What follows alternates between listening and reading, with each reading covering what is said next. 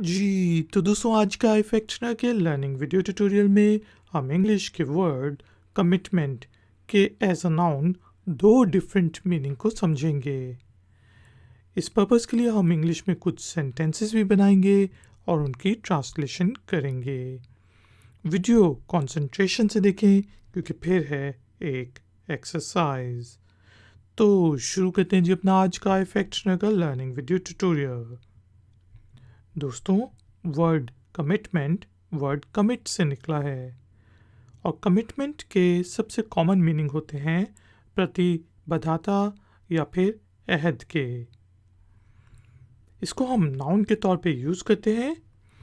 अब इसके जिस हमने कहा कि दो मीनिंग्स होते हैं, जिस तरह मेरी कुछ पर्सनल कमिटमेंट्स हैं, ठीक है जी, यानी कि मेरी कुछ अपनी एंगेजमेंट है, यानी मेरी कोई ऑब्लिगेशंस हैं जिसकी वजह से शायद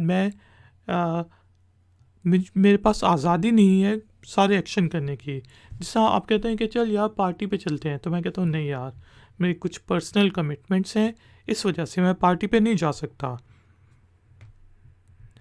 यहाँ पे मैंने सेंटेंस बनाया है I always try to fulfil my commitments, कि मैं हमेशा अपनी कमिटमेंट्स को पूरा करने की कोशिश करता हूँ, अपने अहदों को, अपने प्रतिबद्धताओं को पूरा करने की कोशिश करता हूँ। I always try to fulfil my commitments. इसके अलावा दोस्तों, कमिटमेंट को हम एक और सेंस में यूज़ करते हैं, जिस तरह कोई कंपनी है वो कमिटेड हो फॉर उसने कमिटमेंट की हो, लेट सपोज कि वो इन्वायरमेंटल फ्रेंडली चीज़ें बनाएगी, तो हम कहेंगे द फैक्ट्री इज़ या factory's commitment to environmental friendly equipment, या फिर एफिशिएंट कार्स। जैसा मैं यहाँ पे इस तरह सेंटेंस बना सकता हूँ कि we appreciate your companies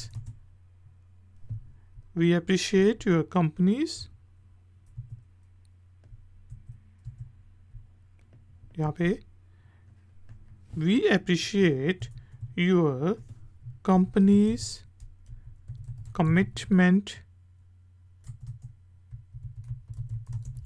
to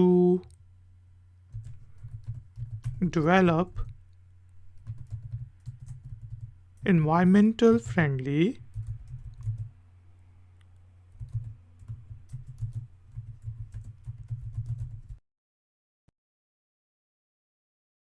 तो यहाँ पे हम कह रहे हैं कि हम आपकी कंपनी की कमिटमेंट, यानी कि हम आपके कंपनी के अहद, हम आपकी कंपनी ने जो कमिटमेंट की हुई है इन्वायरमेंटल फ्रेंडली चीज़ें बनाने की, उसकी तारीफ़ करते हैं, उसको सराहते हैं।